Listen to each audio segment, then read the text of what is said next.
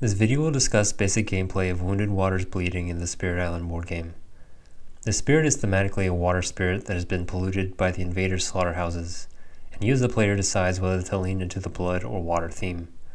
Over time, your spirit permanently changes based on the cards you play, so it's a different take on the changing spirit archetype that we've seen in Starlight Cease's form.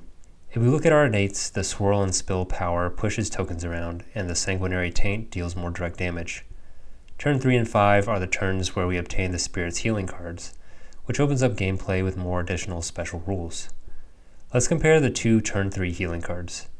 The Water healing card downgrades invaders, and the Animal healing card deals damage. The obvious question is which is better. Downgrade is a fun mechanic to play around since it doesn't require the burst damage to remove invaders. Damage is just damage, so if you want to get rid of an invader, you'll have to deal a chunk all at once. Roiling Waters deals 1 damage per beast and a damage once per power involving Dahan. Also a little bit of nuance, Serene Waters is more focused around lands with your presence, and Roiling Waters is applicable anywhere you push your beast or Dahan. Next, let's look at the level 5 healing cards. Waters Renew has a lot going on for it in terms of synergy with the level 3 healing cards. At 4 water, you have a really cool effect that could replace a city with a Dahan. Water's Taste of Ruin pairs with Sanguinary Taint to synergize with beasts and generates more fear, as well as having some interesting additional invader interactions. I guess ideally you would want to use the fully thresholded Water's Taste of Ruins on a land with a city, town, and 2 explorers. You gather in a beast to deal damage, then the remaining explorer and town deal damage to the city. Finally, the beast pushes out the remaining invaders. There's a little more that has to go on to fully utilize this innate compared to the level 5 water healing card.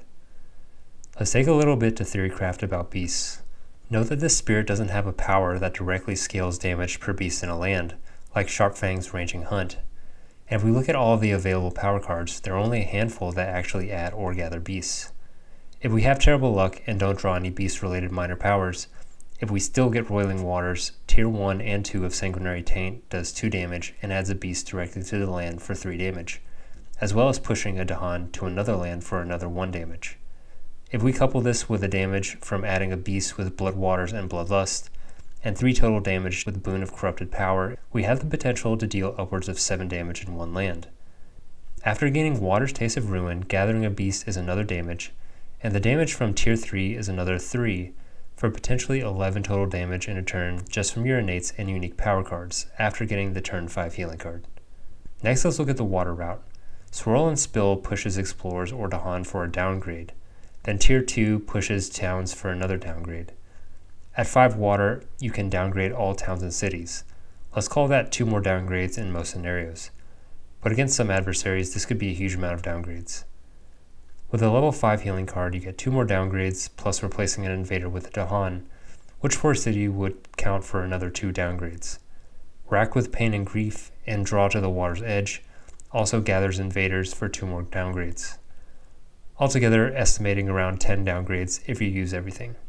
So which route is better? I think ultimately it comes down to whether you draw power cards that synergize with beasts during your first 3 turns. Your innates both push Dahan at Tier 1, so either way, the Spirit's playstyle is to push Dahan or beast tokens around to deal small damage that adds up with multiple power effects. I think Dahan and defense powers are also more abundant and work better with downgrade, since water also leads to a more control style game. I think Wounded Waters really finds its design niche as a spirit through dynamic use of power cards.